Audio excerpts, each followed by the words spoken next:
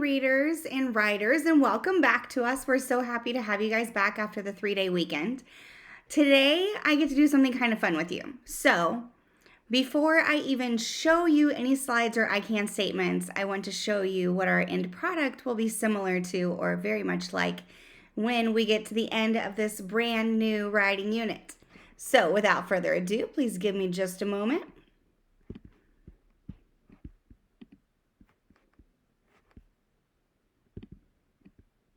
Spending time outdoors has never felt more valuable. Whether it's exploring nature or relaxing in your yard, let's do it responsibly. Before going out, check for closures and fire restrictions. Practice social distancing, even when outside and on the trail. Back at home, if burning yard debris, keep your pile small. And no matter where you are, be sure to properly extinguish any outdoor fire. Drown, stir, drown, feel. We're all in this together. Help keep our safe places safe. Okay, so we are going to be making PSAs. So what is a PSA? PSA is a public service announcement. So today's goal is simply to generate your topics for creating your public service announcement. Now, the neat thing about you guys doing this is that you're not adults. You see the world with such fresh eyes and a new lens that us adults, we don't always see the easy solutions or the things that we should be doing. So I love this unit because it gives our sixth graders a chance to speak up for the betterment of our community. So let's look at these PSA goals for today. A public service announcement, it gets someone to take a specific action. So there's a specific audience that you're talking to, and you want to motivate your audience to act. These PSAs are only about 30 seconds to 60 seconds long, so 30 seconds to a minute. And there is a direct call to action. Like in that one that we just watched, it said, help keep our safe places safe. That's a direct call to action. Okay, so a little bit more. What do PSAs do? Well, they help the public become more aware of social issues. That's one thing that they can do. It can promote the ideas of a nonprofit organization and provide viewers with resources for helping solve problems. So some examples might be promoting outdoor play, promoting family time, promoting fathers playing catch with their daughters, informing people how to properly wear a mask. We've been seeing that a lot with our COVID-19 this year and people encouraging us to mask up. Harmful effects of cigarettes. We've seen these quite a bit too, and supporting organizations for people with disabilities. So these are in our faces. We know these, and now you get to have a purpose and make your own.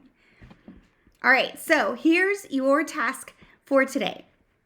You're going to be generating ideas for your PSA and your chart of things.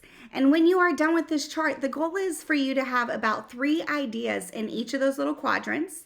And then you're going to screenshot it and save it to your photos. Our reason for this is so that you have that brainstorming page. Because sometimes whenever we start writing, we start down a path and then we can't find the resources or something happens and it's like, this is really tricky. I need to put this on the back burner and try something else. So we need to keep this brainstorming page in our back pocket.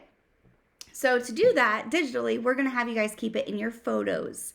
So the goal is to have three things per quadrant, and then you're going to screenshot and save to your photos. So here's an example of what mine is all about. So things I care about. I obviously care about children. I have my own. I'm a teacher. I care about dogs, love my dogs, and about keeping our neighborhoods clean. I've even been known to mow my neighbors' yards just to kind of help them with the upkeep of their homes. So those things are important to me. I care about them.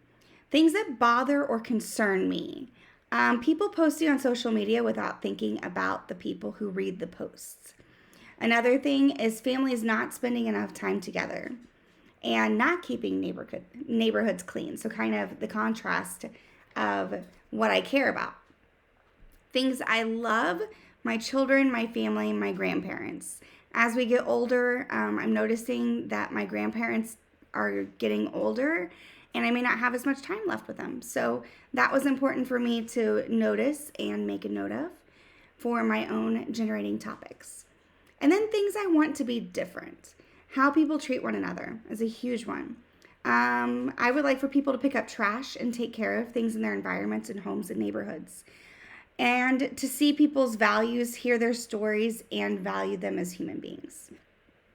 So if you notice, I kind of put a circle around that one because that one resonated with me. Because my next step is, now that I have this great chart, I'm going to write long.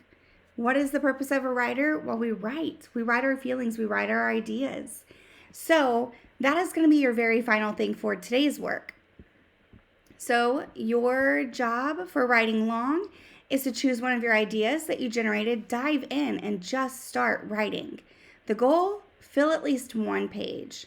So here's my own example of my write long. If you'd like to read it, you are more than welcome to. I'm going to leave it in our presentation for you. But then here's your blank quadrants for you to fill out.